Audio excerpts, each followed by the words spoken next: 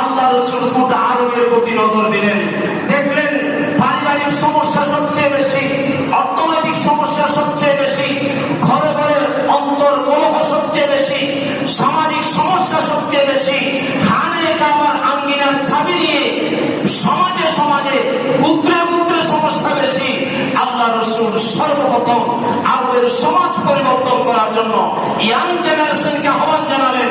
আমার নবী হালকুল ফুজুল নামে সংগঠন করার মধ্য দিয়ে আল্লাহ রাসূল সমাজের মানুষের ভিতরে মানুষের কলবের মধ্য দিয়ে কলব পরিবর্তন করার মধ্য দিয়ে আমার নবী আরবের জমিনে সর্বপ্রথম ইসলামের দাওয়াত দিয়েছেন।